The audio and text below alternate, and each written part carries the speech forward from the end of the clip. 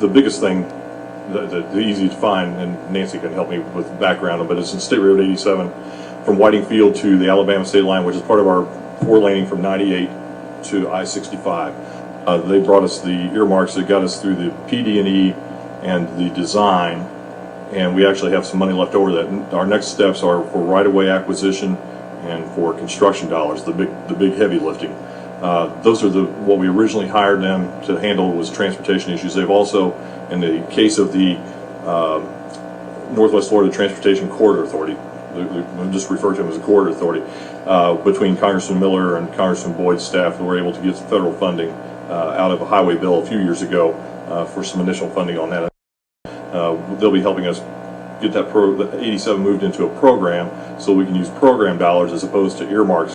And in item number 8, where the military issues, where we're actually going to start having to work in the Pentagon, if let's say infrastructure, hangars, those types of things with the Whiting Aviation Park, once we get all those agreements worked out, we're going to need assistance getting through those doors. It takes 30 minutes just to get in the Pentagon, and then once you get in there, I wouldn't even know where to. Well, you know, one thing in all of this, and look, Gordon certainly laid out a lot of things. Mm-hmm. You know, you have to look at.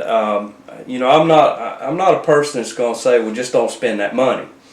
But I do need to know what we're getting for that. And Gordon certainly laid out several items that this lobbyist had brought to us that potentially our commission couldn't have got on their own. Well, it's interesting.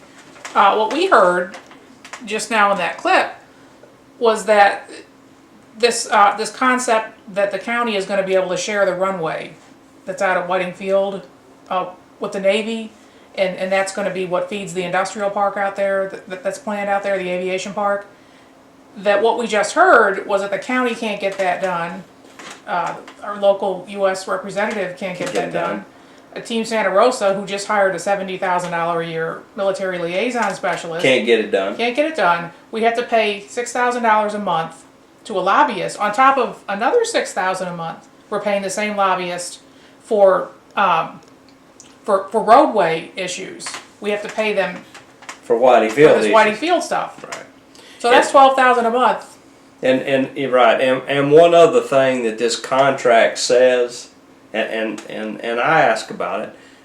It says $6,000 a month plus expenses.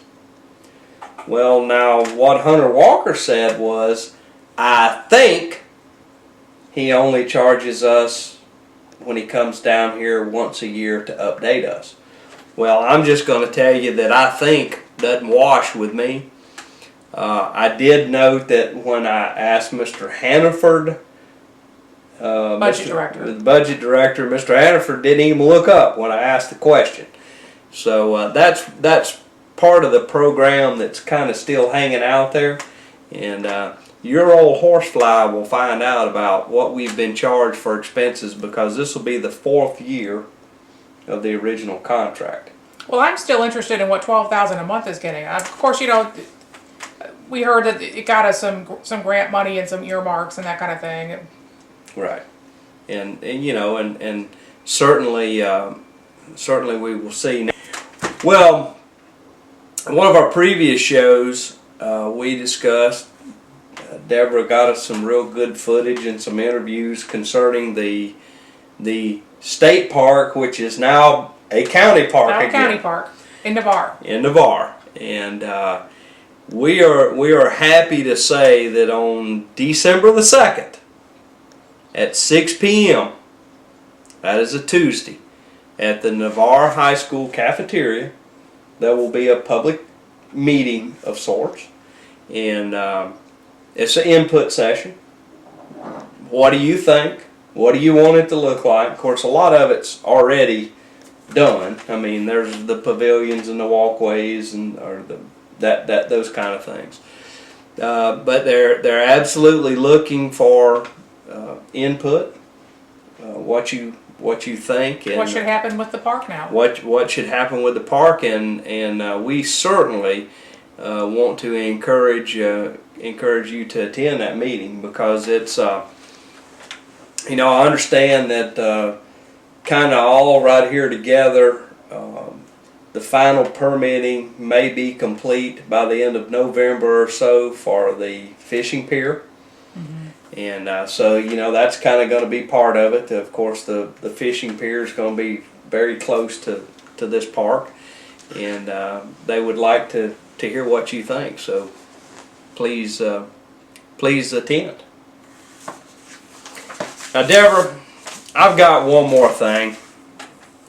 I'm going to tell you, I think it should be pretty obvious that I don't trust the federal government in the least for anything. I noticed that. And I certainly don't trust the federal government when they come running in and say we want $700 billion to $2 trillion and shut up, we'll handle how we're going to do it. I just saw a videotape the other night, which would be the third party that the AIG executives have gone on. Did you see where ABC News followed them? ABC Around News the followed them. resort? The AIG, their government-backed loan is now up to $150 billion. It started at $30 billion. Now they're at $150 billion. And this bunch of clowns and buffoons are hanging out at high-dollar resorts, soaking up the sun, playing tennis and golf on your dime.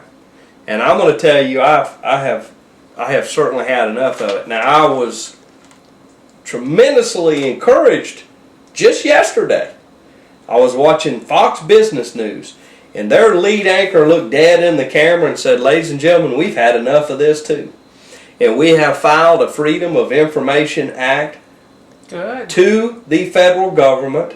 They have 20 days to respond. They can ask for a 10-day extension.